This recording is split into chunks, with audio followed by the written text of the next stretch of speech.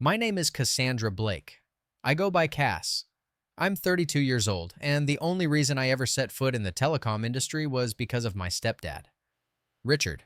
He wasn't just a father to me, he was the reason I learned how to stand up without ever raising my voice. But the day they fired him, they thought they were just cutting off a middle-aged man past his prime. What they didn't know, they handed me the blueprint for their own downfall. That moment stayed burned into my memory like a tattoo etched in rage. But before I tell you how I destroyed a man's empire without raising my voice, let me know where you're watching from. And if you've ever felt overlooked, underestimated, or dismissed by people who thought they held all the cards, hit like and subscribe. Because this isn't just a revenge story. It's a reckoning. Let me start at the beginning, before the polished suits, the contractor spreadsheets, the procurement meetings, before I held power. I was 21, just another fresh college grad, broke, hungry, half-confident, and wholly clueless.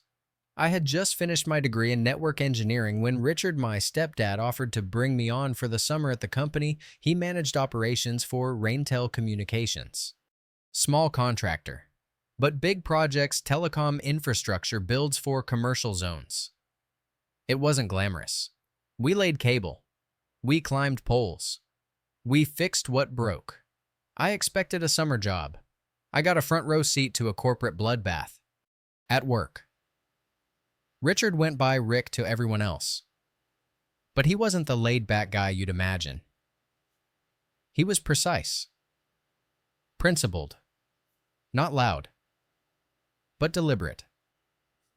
Think of a man who says little but commands the room anyway, because when he speaks, things move. He wasn't my biological father, but he raised me since I was 12. After my own dad bailed and my mom remarried. And honestly, I don't even say stepdad unless legal forms make me. He was dad, period. That summer, I learned more from him than I did in 4 years of university. He made me show up an hour early every day. Taught me how to coil fiber without kinks. How to talk to city inspectors without sounding like a rookie. How to make things work when everyone else said can't. By the end of those 3 months, I didn't want to leave. And, more importantly, they needed me. They offered to keep me on full time.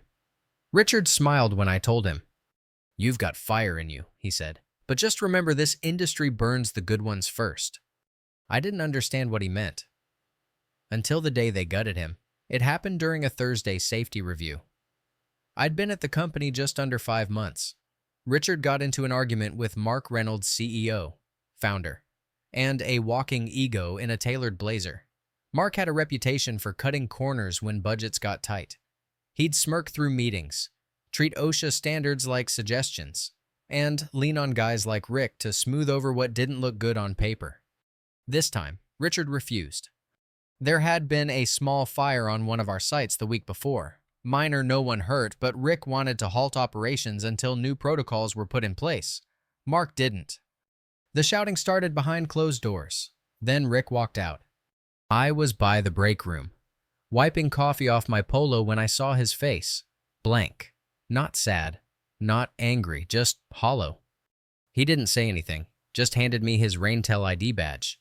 It had already been deactivated. "They fired you," I whispered. He nodded. No severance, no benefits, just, "Your attitude doesn't align with our goals." That's all he said. My hands clenched the plastic badge. I didn't know what to say. My mind blurred with 100 insults I wanted to scream. But Rick, he just adjusted his collar, looked me in the eyes, and said, "You don't have to quit. He doesn't know you're mine. Finish what you came here to do. And remember everything." Then he walked out, leaving behind 30 years of integrity on the lobby floor. I stayed. Not because I wanted to, because I had to. No one at Raintel connected me to Rick. We didn't share a last name. I kept my head down, said little, worked twice as hard, ate lunch alone. And I watched. I watched how Mark bragged about streamlining operations by cutting union contracts. I saw him praise employees who fudged numbers. I even overheard a call where he told a supplier safety audits are just PR. What infuriated me most wasn't that he fired my dad, it was that he didn't even remember his name, as if all the years Rick spent holding that company up didn't matter. That kind of erasure. That was violence in a suit. I lasted 18 more months at Raintel. Enough time to learn their workflows, their clients, their loopholes. I memorized project flows. Noticed which inspections got delayed, which permits they faked. I saw which engineers were complicit and which vendors were quietly leaving. By the time I resigned, I knew two things. Raintel was a house of cards held together by duct tape and denial. If I ever had the chance to decide their fate, I'd do it without ever raising my voice. Because what Mark never understood was this. Some people scream to feel power. Others build it in silence. Getting out of Raintel felt like a detox. No more glancing over my shoulder in meetings.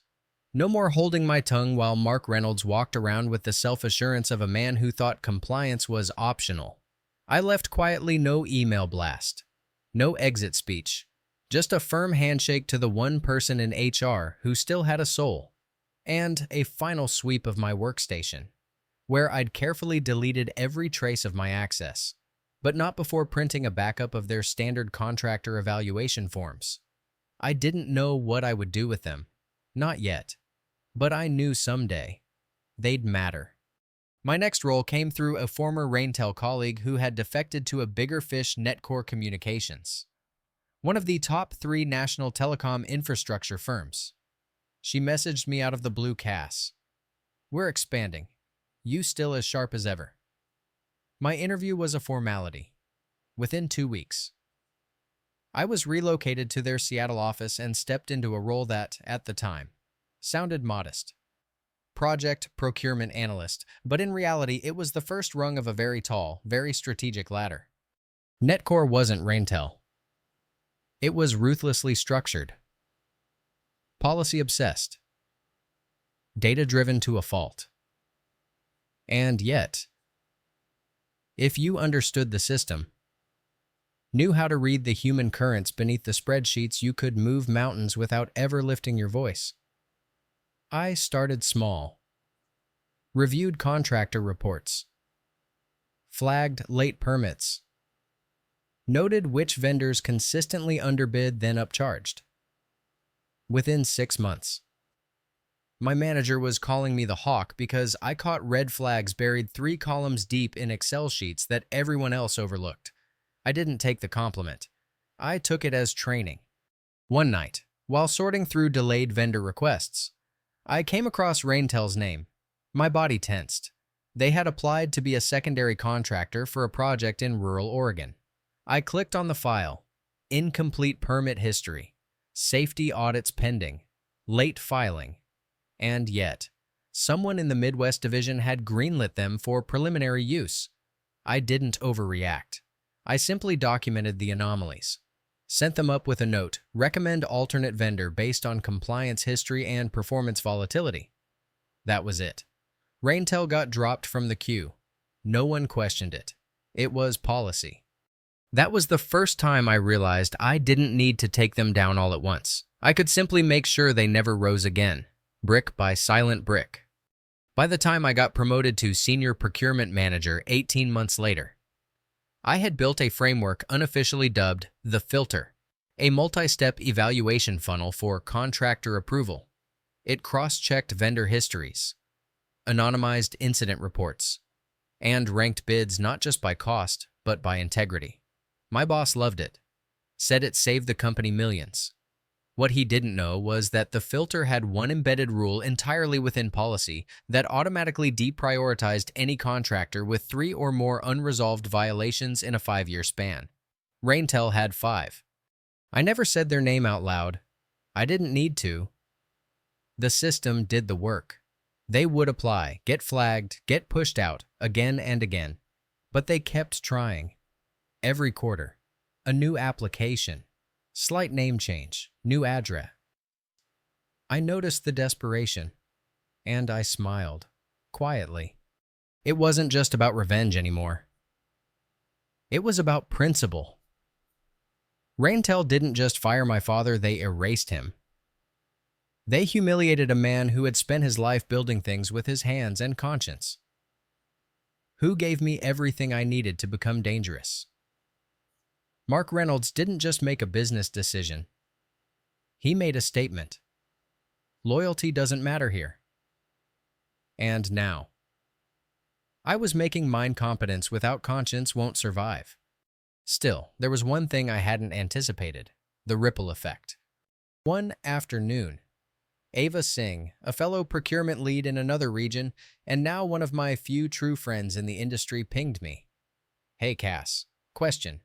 Did you ever deal with a vendor called Raintel? They lowballed a fiber job in Boise and then disappeared mid-project. Left the city hanging with 80% trenching incomplete. We're cleaning up the mess. I typed one sentence, yes. Stay away. She called me within seconds. You know them personally? I paused, then simply said, let's just say I know what they're capable of. Ava didn't press. She was sharp like that. But later that week, she quietly introduced a new clause into our shared approval guide. Vendors with open litigation or incomplete performance must undergo executive review. It passed without resistance. And with that, Raintel was no longer just off my radar. They were off the radar of the entire Pacific Northwest Division. Then came the audit request. A man named Travis Reed submitted a whistleblower packet to our compliance office. Former field tech at Raintel said he had proof they were misreporting cable specs installing CIAT 5E and billing for CIAT 6A. In layman's terms, charging for gold and delivering tin. I recognized his name instantly. Travis had been fired the same week as my dad. I reached out under official channels, offered to corroborate, together. We built a file, quiet, untraceable. Legal picked it up. Raintel was quietly flagged for future enforcement action. Still no headlines, but every door tighter, every application slower, every file redder. And through it all, Mark Reynolds silent, oblivious. Until the day his name popped up in my inbox attached to a meeting request. The subject line said Vendor Introduction Proposal, Lunch Weber's CEO M. Reynolds. The body read, Would love to meet in person and present our latest innovations. We believe we'd be an excellent fit for your upcoming mid-tier project portfolio. Flexible scheduling. Lunch on us. I stared at it for a long time.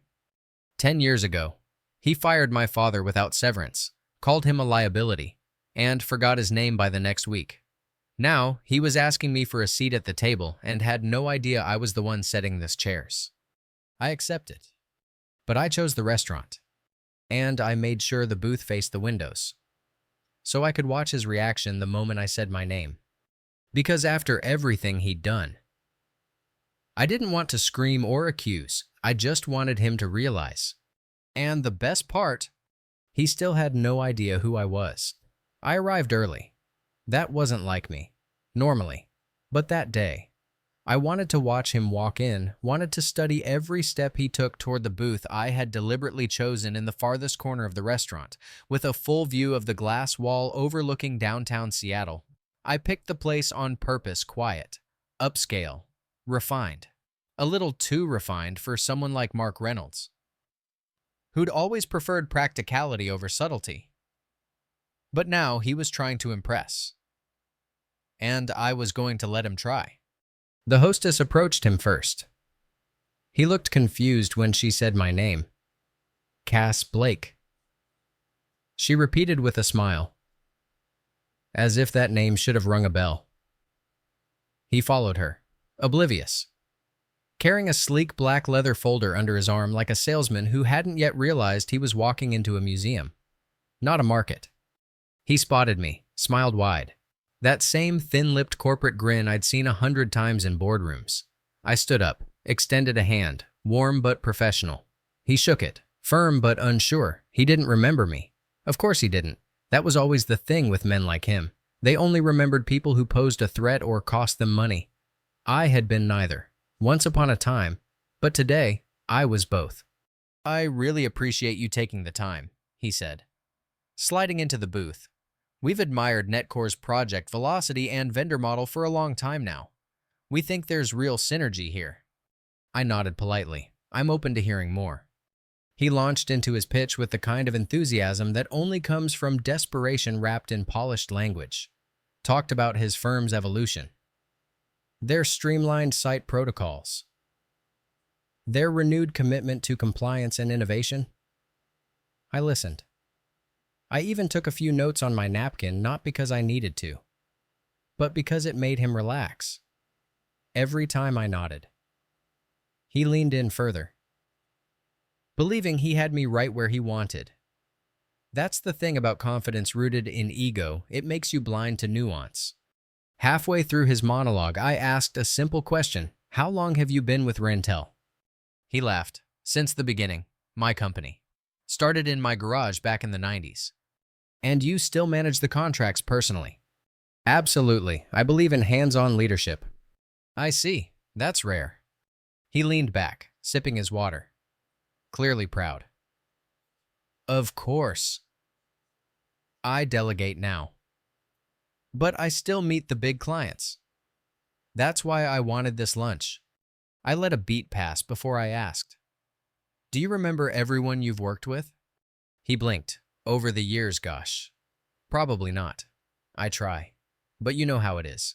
So many names, so many faces. Do you remember a man named Richard Blake? Richard Blake. At that, something shifted, subtle but sharp. His fingers stopped drumming. His eyes flickered just a fraction. Richard, he repeated slowly. Buying time. Doesn't immediately ring a bell. Why? He worked for you. About 10 years ago. Managed field operations. You fired him after a safety disagreement. Mark tilted his head, feigning thought. Wait, Rick Tall guy. Always insisted on extra site inspections. I didn't answer, I just kept looking at him. He hesitated. Yeah, I think I remember him. Thought he was a bit rigid. Didn't really fit our evolving culture. Rigid, I repeated, quietly. That's one word for a man who refused to let your crews install faulty shielding near an electrical grid. The silence thickened. His smile faltered. I leaned forward. He was also my father. There it was. The recognition. The dread. The calculation. A flicker of panic behind his eyes. He opened his mouth, then closed it again. I could see him cycling through options denial. Apology. Evasion. But nothing came out. So I helped him. Just a little. You didn't recognize the name, did you? I asked softly. Cass Blake? I was on your team for nearly 2 years. You signed my exit papers. I didn't realize. He started. You wouldn't. I didn't make waves, just worked, watched, learned. He was still trying to recover. Reach for some high ground. Look, I don't know what you've heard. What happened back then was unfortunate, but that was a long time ago. Not long enough, I said, calm as ever. Not long enough to forget how you fired a man who gave you 10 years of loyalty because he refused to lie for you. Not long enough to forget how you made him feel like he never mattered.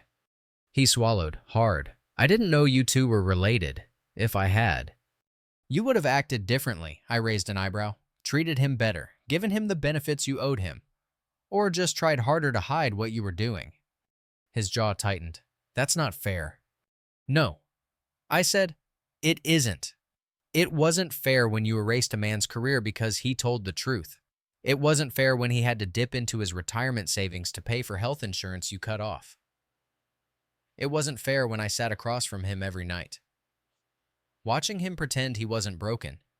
Mark leaned back, visibly rattled. He glanced down at his untouched plate. For a moment, I almost pitied him. Almost. But then I remembered the hollow look on Rick's face the day he handed me his badge. And the pity burned away. Mark shifted gears. Cass, I'm not that man anymore. Companies evolve. I've changed. We've changed. I'm sure you have, I said, but your track record hasn't. What does that mean? It means I've reviewed every one of your contractor submissions since 2021. It means I built the very system that keeps denying your applications. And it means I didn't need to blacklist you directly. Your own history did the job." His mouth parted in disbelief. "You've been blocking us this whole time. I've been applying standards. You just happened to fail them." The color drained from his face. His hands clenched under the table, gripping his napkin like it was the last bit of control he had left. "You don't understand what this means," he said. "If we don't land a project this quarter, our financing—" "That's not my problem," I interrupted. "You built your house on shortcuts and broken promises. Now it's collapsing. That's gravity. Mark, not vengeance." He stared at me, stunned. In that moment, I knew he finally understood. This wasn't just a missed opportunity. It was the slow, silent end of a business he thought was untouchable. And it was orchestrated by the girl he forgot 10 years ago. I stood up, pulled a business card from my wallet, and placed it gently beside his untouched fork. "Thanks for the lunch," I said.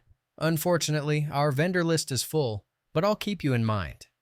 I turned without waiting for a reply. Behind me, the clink of silverware fell silent. And just like that, the door closed on Raintel's last chance. But that wasn't the end. Because the silence that followed, it echoed far louder than any outburst ever could. And I wasn't quite done with him yet. By the time I walked out of that restaurant, the sky had already darkened. Seattle's springtime was unpredictable like that gray one moment, glowing the next. That evening, the rain held off, but inside me, something started to pour quietly. Not regret, not even relief. It was something closer to gravity, the slow, heavy weight of knowing a long-held promise had been fulfilled. And now there was nothing left to hold it in place. I had imagined that moment 100 times, 1,000. Mark's face when he realized who I was, what I'd done. I thought it would feel like fireworks. Instead, it felt like dust settling after a storm. I didn't go back to the office that afternoon. Instead, I took a long walk past the waterfront, letting the cold wind sting my cheeks and clear the adrenaline. It wasn't that I questioned what I'd done. I didn't. Mark Reynolds had earned every inch of this fall. But there was something sobering about watching someone finally understand the cost of their actions, especially when it came too late to fix anything. He hadn't even touched his food. I hadn't either. There was something poetic about that. A table set for two, a pitch rehearsed to perfection, and a legacy that ended with a napkin twisted between nervous fingers. The next morning, I was in before anyone else. I turned on my monitor, reviewed the contractor queue like I always did. Routine was grounding. Then the email arrived. From legal. Subject line urgent. Raintel assets under review. My breath caught not in panic, but in quiet recognition. Travis's whistleblower file had finally triggered something higher up. The audit team had looped in the Department of Labor. There were now multiple investigations underway: labor violations, fraudulent billing, permit forgery. The whole machine was crumbling. And yet, not a single line of it traced back to me.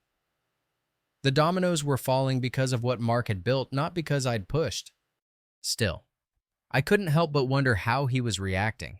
That answer came faster than expected. Around noon, Ava Singh pinged me. Just got off a call with someone from Raintel. They're scrambling. Apparently, their financing partners just froze access. No cash flow, no contracts. They're bleeding. I typed back, "They'll try to blame unfair regulation. Just wait." 2 hours later, the first public memo hit the industry boards. A bland, desperate announcement from Raintel PR. Due to market shifts and recent project delays, we are undergoing internal restructuring to align with industry standards. I almost laughed. That kind of corporate language was always the last gasp before the lights went out. Ava messaged again. "Did you see who signed the memo? Not Mark. Some interim COO. He's out." The silence I'd left at the lunch table had expanded, filled the halls of Raintel like smoke. Mark hadn't just lost a contract, he'd lost control. And like most men who build empires on ego, he had nothing left to catch him once the bottom gave out. But that was just the business fallout. The personal one hit me later that night when I went to visit my mom. She was sitting on the back porch, nursing a mug of tea, blanket over her knees, soft jazz humming from the kitchen. She looked up when I stepped out, her face already knowing. "You did it, didn't you?" she asked. I nodded, slowly. Had lunch with him, told him who I was, what I've done. She didn't respond right away, just stared into her mug like it could answer something. Did it feel good? I sat beside her, not like I thought it would. It wasn't explosive. It was quiet, clean, like cutting a thread I've been holding for years. She nodded. Your father wouldn't have done it that way. He would have walked away.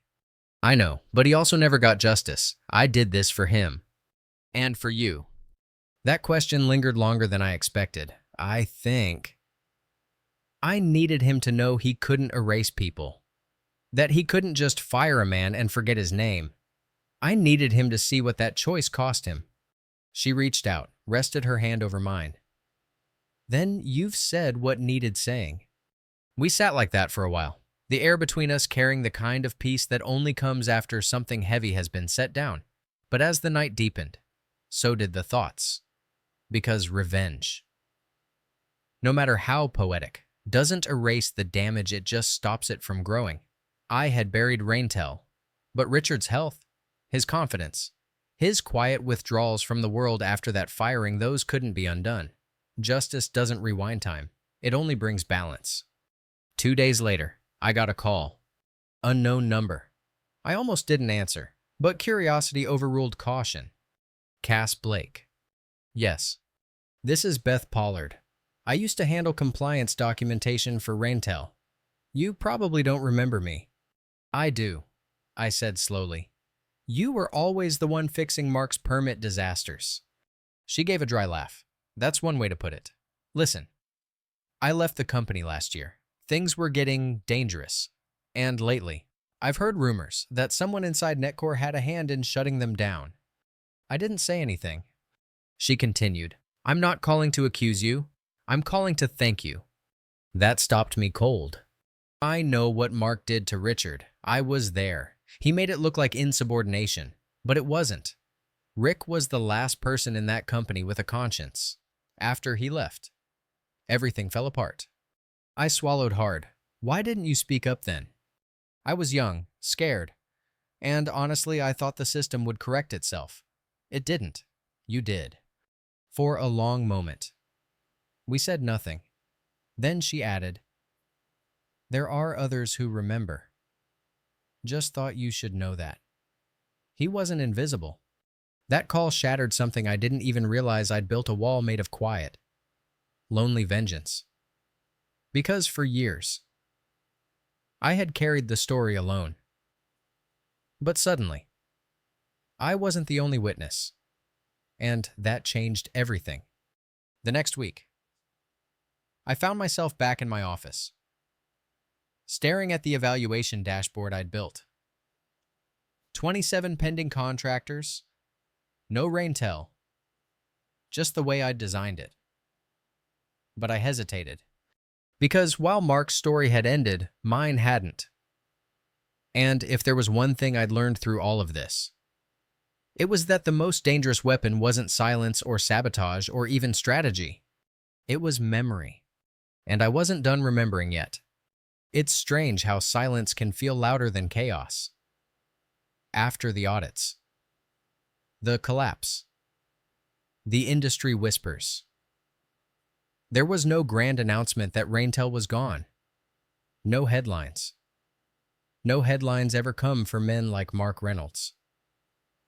Not when they fall the way they built quietly, strategically, bleeding out behind conference room doors.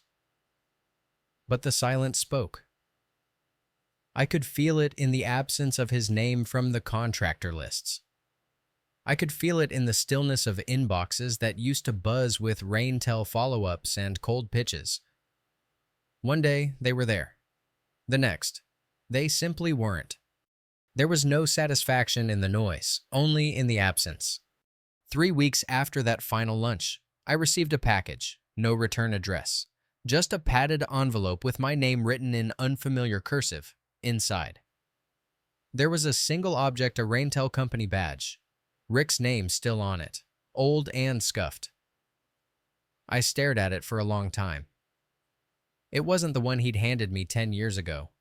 That one I'd kept, still tucked in a drawer at home. This one was a duplicate, a spare.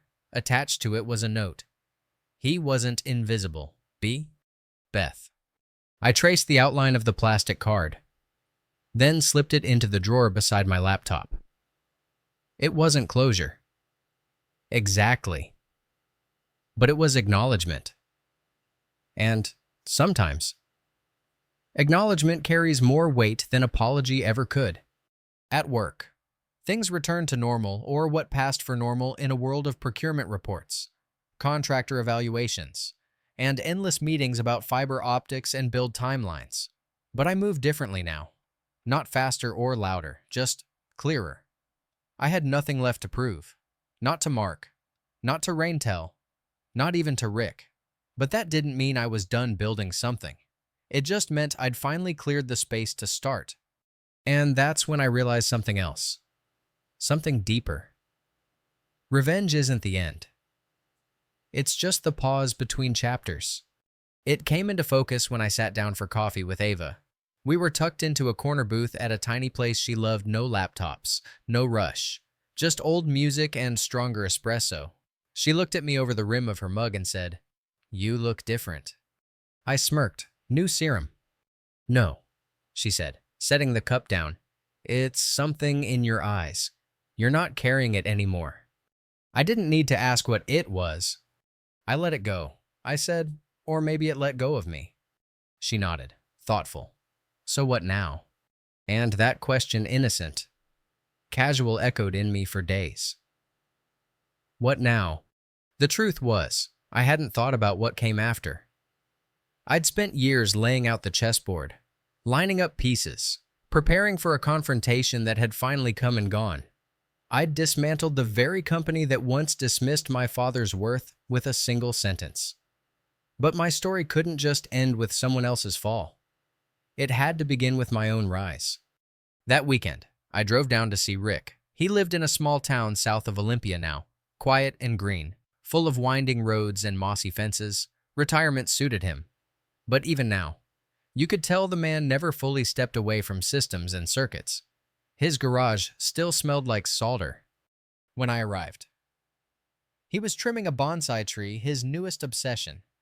He looked up, surprised but smiling. "Didn't expect you.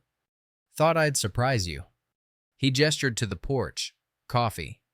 I nodded. We sat. Silence settled, but this time it was warm. I saw the news. He finally said, "Raintel, shutting down. Audit investigations. Investors pulling out." I said nothing. He looked at me, something unreadable flickering behind his eyes. "That was you, wasn't it?" I met his gaze. I didn't push. I just stopped holding them up. He gave a long sigh, like something deep inside him had been waiting for that truth. "You always were the quiet one. Your mom said it was stubbornness. I said it was strategy." A smile pulled at my lips. Guess we were both right. He studied me for a moment. Was it worth it? The question caught me off guard, not because I didn't know the answer, but because he wasn't asking as a man seeking vengeance. He was asking as a father hoping his daughter hadn't lost herself in pursuit of it. "It was necessary," I said, "but the worth wasn't in the fall.